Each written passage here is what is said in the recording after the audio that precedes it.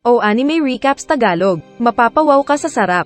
Nax, ang title ng ating anime ay laging nakalagay sa itaas ng video. Sige na, like mo na yan. Sa isang tahimik na syudad ay busy ang mga tao sa normal na buhay. Nang biglang may dumating na kaiju na ampon ni Godzilla at sinira ang ilang mga gusali, kaya maraming nasaktan. Dahil dito ay agad na rumesponde ang Japan Defense Force gamit ang mga pandigmang chopper at pinaputukan ng halimaw. Mula sa chopper ay tumalon ang isang babae at ligtas na nakaabot sa lupa. At marami pang mga dumating na parang mga ninja na pinapaputukan ang kaiju na sinubukan pa silang kainin. Nang magkaroon ng pagkakataon ay binaril ng babaeng sundalo ang kaiju sa dibdib at nabutasan ito. Kaya tigok ang malaking lizard. Kalaunan pa ay masaya ang mga tao na pinupuri ang mga sundalo na pumatay sa halimaw. Ito naman ang ating bida na si Kafka Habino. Isa siyang asset ng mga tao sa mundong iyon dahil ang trabaho nila ay ang paglilinis ng mga bangkay ng mga namatay na halimaw. Pero hindi sila napapansin katulad ng mga Japan Defense Force. Kinakarne nila ang mga halimaw para linisin ang city at magandang tirhan ng mga tao. Nagkamali ang isa nilang kasama at aksidenteng pumutok ang isang laman loob na asido ang laman. Kaya nasaktan ang paa nito na agad tinulungan ng bida. Bigla siyang tinawag ng leader at sinabing dadalhin sa intestine section. Kaya tatakbo sana ang bida, pero hinila na siya para maglinis ng isaw na maraming laman na tae. Dahil dito ay nawalan ng gana ang bida na kumain kahit pag-uwi nito. At naamoy pa rin niya ang tae ng halimaw sa katawan. Nakita niya sa news ang sikat na JDF na pumatay sa kaiju. Ito si Mina Ashiro. Pinatay ng bida ang TV at napaisip kung bakit siya naging tagapaglinis ng dumi ng mga kaiju. Saka siya nagmaktol sa kama. Pagbalik niya sa trabaho ay pinakilala sa kanya si Ichikawa na isang estudyante na nais maging defense force. Dati din daw binalak maging defense force ng bida pero sumuko siya sa pangarap. At nang sasabihin niya ang dahilan kay Ichikawa kung bakit siya sumuko ay biglang sinabi ng bata na walang pwedeng gawing palusot para sumuko sa pangarap. Kalaunan ay sinabi ng boss na mapupunta sa intestine si Ichikawa kaya napangiti ang bida. Pero maging siya pala ay doon din dinala.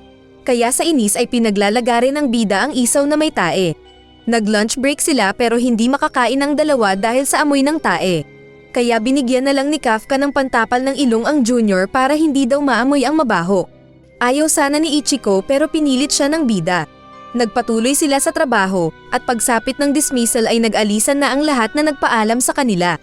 Nang sila na lang ay nagpasalamat si Ichikawa kay Kafka dahil sa pagtuturo nito sa kanya sa trabaho. Saka sinabi nitong napansin niya kanina na nalungkot ang bida nang sinabi nitong sumuko na siya sa pangarap na maging Japan Defense Force. At sinabi pang tumaas ang edad ng pwedeng makapasok sa Defense Force. Dahil dito ay nagpasalamat ang bida na sinabing mabait ang junior. Ngunit biglang isang malaking bunganga ang muntik kainin si Ichikawa. Pero agad siyang tinalon at niligtas ng bida. Pero patuloy sa pag-atake ang Yojo na iniwasan ulit ni Ichikawa. Nag-utos si Kafka na umalis na ang junior nito at magtawag ng Defense Force. Dahil hindi rin nila kayang patayin ang kalaban, kaya tumakbo ang bata. Saka nagpahabol si Kafka sa kamukha mo kapag hindi ka naliligo. Hinabol siya nito sa kalsada na parang malata. Saka nakakita ng pinto ang bida na agad niyang pinasok at nakatakas sa kamay ng halimaw. Saka dumiretso siya ng takbo at talon sa nabasag na bintana kung saan siya lumusot. Naalala ng bida noong bata pa siya kasama si Mina. Umiiyak ang babae dahil nasira ang tahanan nila at namatay ang pusa nito. At naiinis din ang bida, kaya pareho nilang nasabi na gusto nilang maging defense force para labanan ang mga kaiju. Saka nagkaroon ng challenge kung sino ang magiging best officer. Patuloy sa pagtakbo ang bida. Pero biglang sinira ng Yojo ang gusali at nagpatuloy sa paghabol sa kanya. Naabutan siya ng pangit at sinampal sa lupa, kaya nasaktan ng husto si Kafka. Nadali pa ang paa nito. Kakainin na sana siya ng Yojo nang biglang magregla dahil pinalo ito ni Ichikawa ng hawak na tubo. Sinabi ng bata na tumawag na siya ng tulong at hindi siya magiging Defense Force officer kung iiwan niya ang senior para mamatay. Muli sana silang sasampalin ng Yojo para patayin. Pero may dumating na tiger na kinagat ang kamay ng halimaw. Saka biglang napatamaan ng malakas na baril ang Yojo na naging sisig, tulad ng ulam mo kanina. Saka inutusan ng babae ang mga kasama na iligtas ang mga civilian. Kalaunan sa ospital ay naisip ni Kafka na malayo na ang narating ni Mina at napag-iwanan na siya.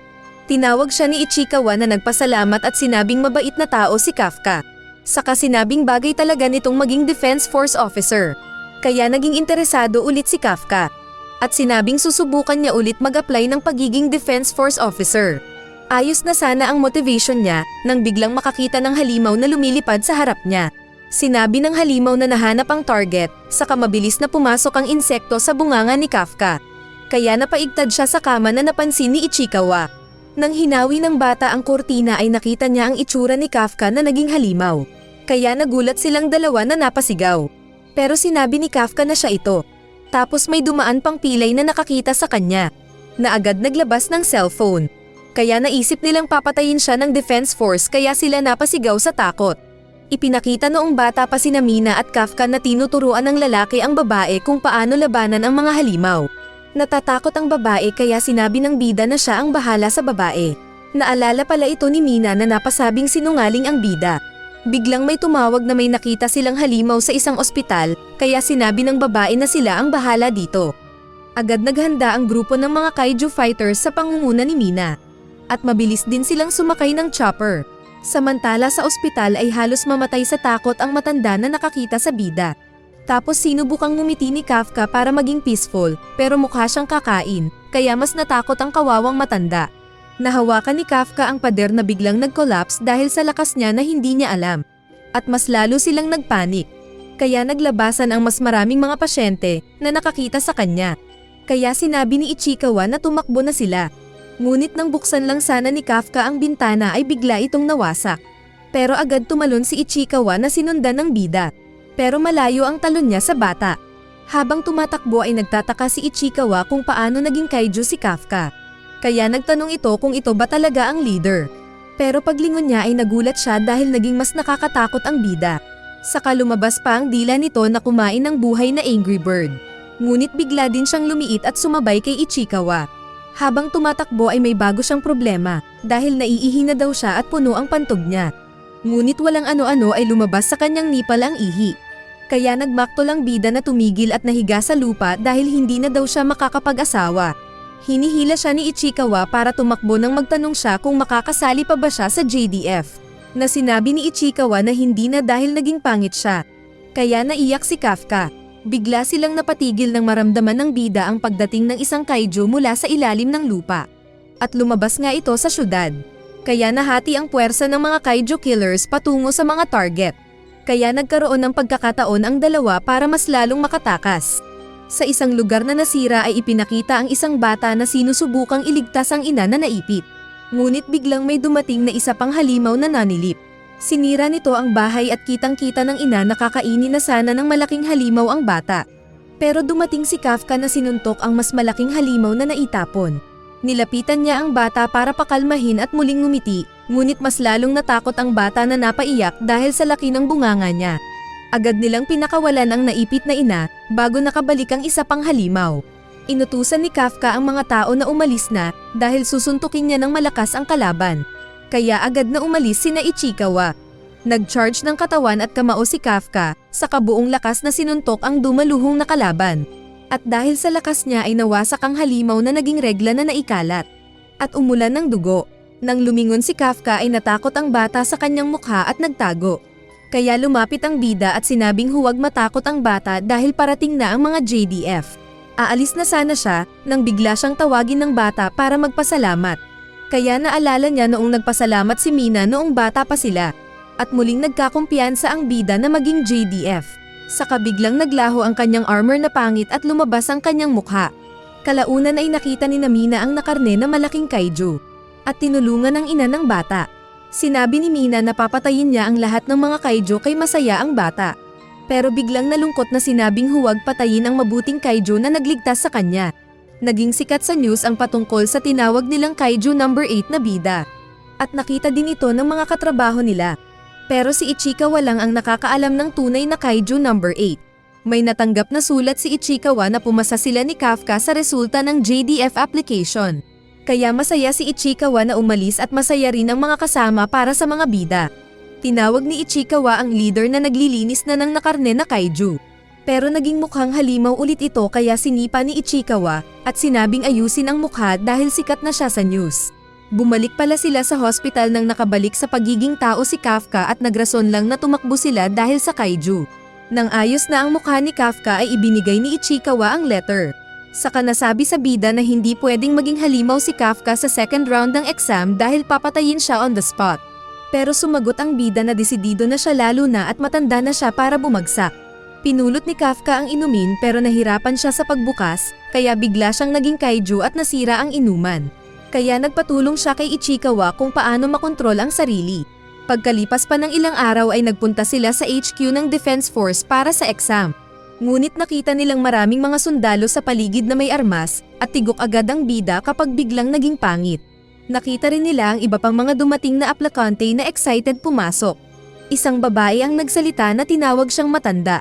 Kaya hindi makapaniwala si Kafka na nagagalit dahil hindi pa naman siya matanda. Tapos sinabi pa ng babae na alisin ng bida ang sasakyan nila sa number 55 dahil iyon ang gustong numero ng babae dahil lucky number daw ito.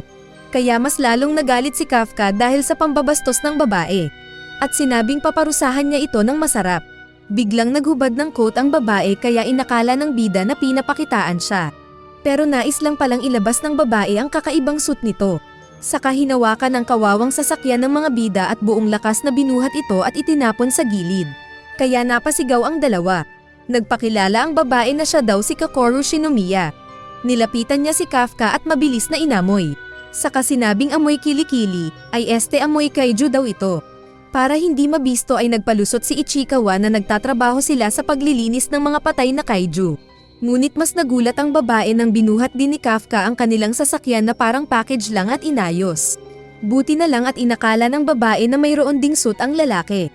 Nagpakilala pa daw si Kafka pero naunahan tuloy sila sa parking space. Sinabi ni Kokoro na maghanda daw ang bida dahil gagawin siyang katawa-tawa ng babae. Pag-alis ng babae ay nagalit si Ichikawa na sinabing bobo ang bida dahil muntik ipabisto ang sarili. Dahil maingay ay sinabihan sila ng mga sundalo na manahimik at huwag magtambay doon. Kaya pumasok din sila sa gusali. Nagsimula ang training ng mga prospect maging defense force. Pero dahil matanda na ang bida ay hindi na siya tulad ng dati na malakas at mabilis. Kaya siya ang nahuhuli sa physical exam test. Pang 219 ang rangko ni Kafka sa pagtakbo. Tapos dumating pa si Kokoro na ipinakita ang rangko na pang-5. Saka pinagtawanan ang lalaki. Naalala tuloy ng bida nang pabida siyang sinabi na tandaan ang pangalan niya, kaya napahiya siya tuloy. Hinangaan naman siya ni Ichikawa dahil hindi naging kaiju. Ngunit sinabi niyang mas maganda nga siguro kung nag-cheat na lang siya. Nag-report si Soshiro kay Mina at itinuro ang mga applicants na may potential maging malakas na defense force. At kasabay na sinasabi din ito ni Ichikawa kay Kafka. Kasama sa mga top applicants sina Haruichi, Iharu, Aoi, at ang babaeng mayabang na si Kokoro. Lumapit si Kokoro kay Kafka para magpasikat. At nang hawakan siya ni Kafka ay binugbog ng mga bodyguards nito ang bida. Kaya nagalit din si Kafka na sinabing hindi makakatawa si Kokoro kapag natalo din niya ito. Pero ang totoo ay hindi alam ni Kafka kung paano mahigitan ang mas batang babae. Pero sinabi ni Ichikawa na pwede niyang matalo si Kokoro sa susunod nilang test. Ito daw ang paglilinis ng mga namatay na kaiju. Ito daw ang rason kaya naging tagalinis ng kaiju si Ichikawa para matuto. Nagpakilala si Soshiro na vice captain at binuksan ang malaking pinto para sa susunod nilang exam. Na inakala ng mga bida na paglilinis lang. Ngunit nagulat sila ng mga buhay na mga kaiju ang nasa loob na kailangan pala nilang patayin. Umatake ang isang kaiju na tumalon ngunit napigilan ng isang barrier. Pero paglingon ni Kokoro ay napatawa siya nang makitang napaupo sa takot ang bida. Kaya pinagalitan ni Kafka si Ichikawa dahil hindi naman pala ito paglilinis ng patay na kaiju. Sinabi ni Soshiro na lalabanan nila ang mga halimaw, gamit ang mga advanced combat suit na ginawa mula din sa mga kaiju. Isinuot ni Ichikawa ang isang damit at pakiramdam niya ay naging malakas siya at nag-merge sila ng suit. At nang makasuot na silang lahat ay nakita ng mga scientist ang percentage ng kanika nilang unleashed combat power. At nagulat sila sa pinakamalaking percentage na 46%. At ito ay si Kokoro. Nadismaya si Ichikawa dahil 8% lang ang kanya. Pero sinabi ni Soshiro na ayos lang iyon. Saka sinabing walang babagsak base lang sa initial na readings. Mas napasigaw ang announcer nang makita nila ang unleashed power ni Kafka dahil 0% ito. Kaya nagulat na napatawa-tawa si Soshiro na sinabing magiging paborito na niya si Kafka. Naiinis din si Kokoro at inisip na dapat nang ilabas na ni Kafka ang tunay na lakas nito. Lumabas si Soshiro at sinabing magsisimula na sila sa training. Nagpunta sila sa gate ng kulungan ng mga kaiju na inilagay doon para ma-hunting ng mga applicants sa exam. May kanya-kanya silang tig-isang drone na magbabantay sa kanilang paghunting. At sinabi pa ng Vice Captain na pwede silang mamatay sa exam, pero naroon lang ang JDF para bantayan at i-assist ang mga examiners. Pag-umpisa ng exam ay mabilis na nagtakbuhan ang mga applicant. Pero mas nagpabida si Kokoro na naglakad sa pader at mabilis na binaril agad ang dalawang magkaibang kaiju na tigok agad. Sinabi ni Kafka na bilisan ni Ichikawa at huwag magpahuli. Pero nagalit ang mas bata dahil siya ang dapat humabol dahil siya ang mabagal dahil sa bigat ng baril. Sinabi ni Soshiro na galingan nila dahil nanonood ang captain na si Mina. Narinig ito ni Kafka at naalala ang pangako sa babae.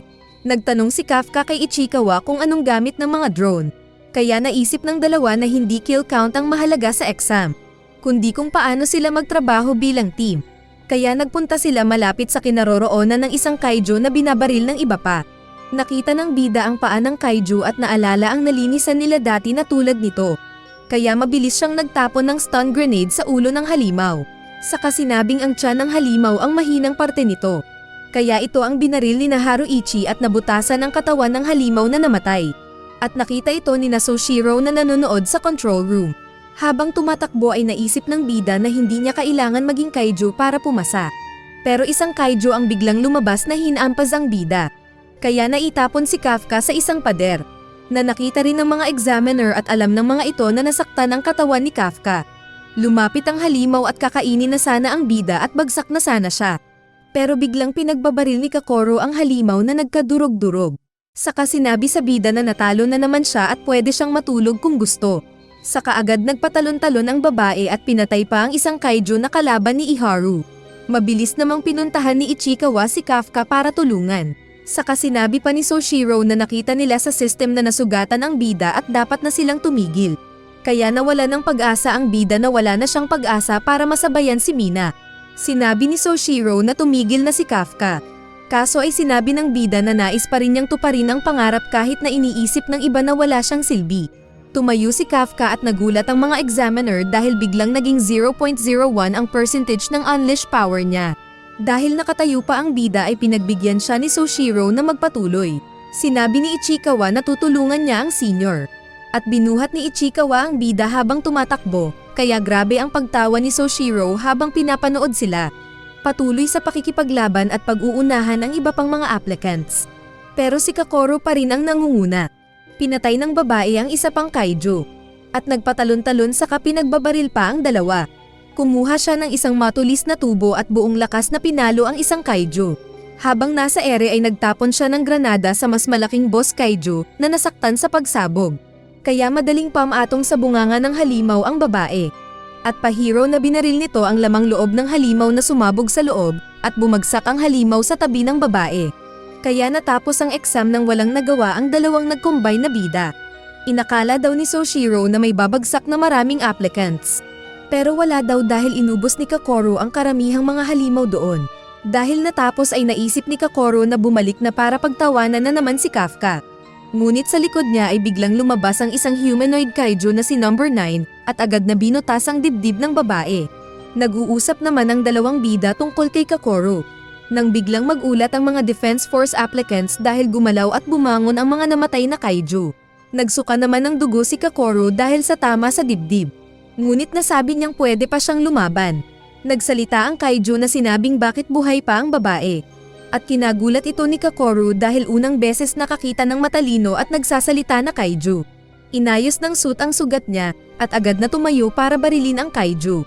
Ngunit biglang nagkamata ang kaiju at pinatamaan ulit ang babae ng powers nito. Kaya bumagsak ang napamulagat na babae. At narinig na lang nila sa control center ang sigaw ng nasaktang Kokoro. At naging bagsak ang vitals nito. Nakita rin nila ang mga na-zombie na kaiju. Kaya agad na nag-utos si Mina na i-activate ang shield ng mga applicants at pabalikin sila agad. At tinawag ang vice captain para puntahan nila sa battlefield ang sumigaw kaninang si Kokoro. Muling nag-compress ang sugat ni Kokoro dahil sa armor. At lalaban pa sana ito. Kaso ay sinapak na siya ng muling nabuhay na malaking kaiju. Kaya nahampa siya sa pader na nanghina. Naalala niya ang nakalipas noong bata pa siya na palaging top sa lahat ng gawain. Naging number 1 siya sa exam sa paaralan. Ngunit pag-uwi niya ay sinabi ng general na tatay na kailangan niyang maging perfect. At mag-move forward agad para sa next goal. Dahil siya ang pag-asa ng bayan na iyon. Kaya muling tumayo ang babae para lumaban sa kaiju. Malakas ang fighting spirit niya pero hinampas lang siya ulit ng halimaw. Nabali ang parehong kamay ng babae, kaya nabitawan niya ang armas. Sabay tumubo ang nasirang katawan ng kaiju habang nag-charge. Mabilis naman ang pagtakbo ni Mina at Soshiro pero hindi sila sigurado kung maaabutan si Kakoru. Nakita ng babae ang napakalaking halimaw na nag-charge na ng energy ball nito. Kaya nag-sorry ang babae sa tatay dahil bumagsak. Biglang dumating si Kafka na sinabi sa babaeng good job dahil kay Kakoru ay naka-evacuate ang lahat at ligtas. Saka sa harapan ng nagulat na babae ay nag-transform siya sa pagiging kaiju number 8. Sabay sabi na siya na ang bahala sa kalaban. Samantala ay nagpapaputok ng flare si Aoi para escape guide na susundan ng mga tumatakbong applicants. Ipinakita noong magkasama sina Ichikawa at Kafka kung saan dumating ang tunay na mga defense force at inutusan silang bumalik sa shelter. Pero paglingon ni Ichikawa ay wala na si Kafka. Kaya nag-alala ito na kapag nag-transform ang sensei ay papatayin siya ng JDF. Napanganga si Kakoru dahil kaiju pala si Kafka. Kaya biglang lumuhad si Kafka na huwag sasabihin kahit kanino ang nakita. Nag-launch ng energy ball yung kalaban, pero tinapik lang ito ni Kafka paitaas. Saka sinabi sa babae na saka na magpapaliwanag pagkatapos lang talunin ang kalaban. Kaya na-detect din ng HQ ang dumating na kaiju na si Kafka na ang lakas ay 9.8. At naalarma sila kasama ni Soshiro na may halimaw pala sa ground na iyon na ganon kalakas. Nag-charge na si Kafka at buong lakas na sinalubong ng suntok ang kamao ng umatake na halimaw. Nagbanggaan ang kanilang kamao at sa lakas ng bida ay labis na nawasak ang kalaban. Naiwan lang yung legs at isaw ng kalaban. Sinubukan pang mabuo ng kalaban kaya hiningi ng bida na mamatay na ito at namatay nga na tuluyan ang kalaban. Mabilis na nilapitan ng bida ang nagulat na Kakoru at sinapak ang isang yojo na muntik siyang kainin. At ipinakita ng bida ang mukha at sinabing mag-ingat ang babae. Pero binatukan ito ni Ichikawa na dumating din at pinagalitan ang bida na hindi dapat nag-transform. Tapos nahilo si Kakoru kaya agad nilang binuhat patungo sa base. Naabutan na lang ni Mina at ng mga kasama nito ang crime scene kung saan nagkalat ang karne ng kaiju at bakas ng malakas na enerhiya. At nasabi ni Soshiro na malakas nga si Kakoru pero hindi posible na siya ang nag-iwan ng bakas. Kaya sinabi ni Mina na kailangan nilang mag-imbestiga dahil marami silang hindi maintindihan. Naalala ni Soshiro ang nakaraang insidente noong may makita din silang tulad ng nakikita nila ngayon na crime scene doon. Dahil nasaktan ay naospital pa rin si Kafka at nag-usap sila ni Ichikawa kung anong gagawin nilang next. Sinabi niyang hindi siya titigil sa pangarap nitong maging defense force. Naroon lang pala sa tabi si Mina, at nang lumabas ay nagpasalamat lang ito sa bida dahil sa pagdala nila kay Kakoru sa shelter. Saka ito sumaludo at agad din na umalis.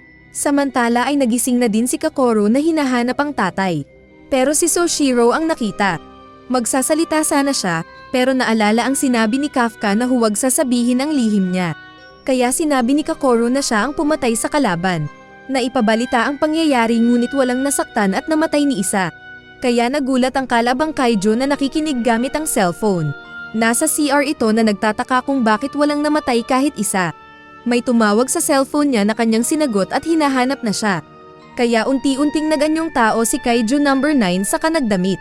At lumabas para puntahan ang cleaning crew ng mga tao na dating boss ni Kafka. Nagpasensya siya at nagdahilan na LBM daw. Saka sumama sa mga tao para magtrabaho ng paglilinis ng bangkay ng kaiju. Dahil sa nangyari ay natakot si Kafka na mabisto at gawing lab experiment ng JDF. At kasalukuyan siyang nag-hysterical nang may dumating na sulat para sa kanila. Kalaunan sa isang JDF hall ay nagtipon ng mga nakapasa na magiging opisyal na kasama ng Defense Force. At hinanap ng iba si Kakoru, na lumabas nga. At ito ang nakakuha ng top place sa kanilang examiner's ranking. Hinanap naman ni Iharu si Kafka kay Ichikawa. Pero hindi na nakasagot dahil sa pagpasok ni Mina. Tinawag nito si Kakoru sa harap at ibinigay ang pagbabasa ng oath-taking para sa kanilang lahat na bagong JDF. Nagpasalamat si Mina dahil walang namatay sa mga examiners dahil sa protection ni Kakoru. Pero sa isip ng babae ay alam niyang si Kafka ang nagligtas sa kanila. Pero nagtaka kung bakit wala ito doon. Naalala niya nang nag-alala si Kafka sa kanya na parang maliit na bata.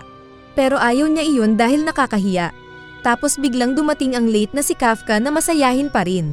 Ipinakita na siya lang pala ang ibinagsak ng board dahil bagsak lahat ng score niya mula sa physical exam hanggang sa pagsuot ng armor. At maging si Mina ay ayaw siyang tanggapin. Pero sinabi ni Soshiro na kukunin niya si Kafka. Hindi man daw ito magaling sa laban pero alam niya yung kahinaan ng mga kinalaban nila. At alam din niyang unahin ang iba kaysa sa kanyang kill counts. At pinahabol na nakakatawa din siya. Sinabi ni Mina na hindi siya pinapasok sa oath-taking dahil isa lang cadet si Kafka at hindi officer. Pero ayos pa rin kina Kokoro at ng iba pa. Saka nag-speech si Mina na pinaliwanag sa mga bagong JDF na trabaho nilang bantayan ang mga tao laban sa mga kaiju. At delikado ito na pwede nilang ikamatay. Pero sinabi din ni Mina na gagawin niya ang lahat para maging armas at panangga ng mga JDF officers. Kaya nabuo ang fighting spirit ni Kafka at naisigaw niya ang pangalan ni Mina at ang promise nito noon. At nagulat ang lahat dahil tinawag ni Kafka si Mina sa first name nito imbes na captain nila ang babae. Natakmol din ang bida na nagloading. Napunish tuloy siya ng 100 push-ups ni Mina kaya nasabi ni Kafka na hindi niya sinadyang may sigaw. Saka natawa si Soshiro na gustong-gusto ang pagiging komedyante ng bida. Pero natigilan din siya nang makitang nangiti si Mina at hindi makapaniwala. At habang nagpo-push up si Kafka ay naisip ni Soshiro na hindi lang ang personalidad ni Kafka ang gusto niya. Ngunit interesado siyang makilala pa ito dahil noong lumabas yung malakas na Kaiju number 8 ay nawala sa system nila ang readings ng suit ni Kafka. At dapat niya itong bantayan. Pagkatapos mag-push up ni Kafka ay pinagkatuwaan siya ng mga kasama.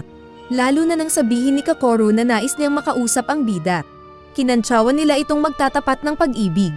Kaya sinipa ng babae ang matandang bida. Sa isang kainan ay hindi makapaniwala si Kokoro nang makwento ng dalawa ang pagkain ni Kafka ng kaiju kaya siya naging halimaw. Sinabi ng lalaki na mas maganda kung sabihin nila sa JDF at baka magamot siya. Pero sumagot si Kokoro na hindi pwede dahil kahit hindi man siya patayin ay gagawin siyang lab experiment araw-araw. At hindi na siya magiging Defense Force Officer. Ang mga kaiju na may numero ay ginagawa pang armas ang kanilang mga katawan.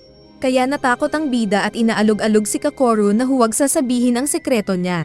Pero sinipa siya ng babae para mag-relax. Mananahimik daw si Kokoro, ngunit kung mananakit ng mga tao si Kafka ay siya mismo ang papatay sa kanya. At napangiti lang ang bida na aasahan daw ang babae. Nagpatuloy ang kanilang training at tumaas sa 18% ang unleashed power ni Ichikawa at bumilis na rin siya sa pagbaril. Pero hindi daw magpapatalo si Iharu na binilisan din ang pagbaril sa mga target at naging 20% ang unleashed power nito. Kaya nagpabida siya kay Ichikawa.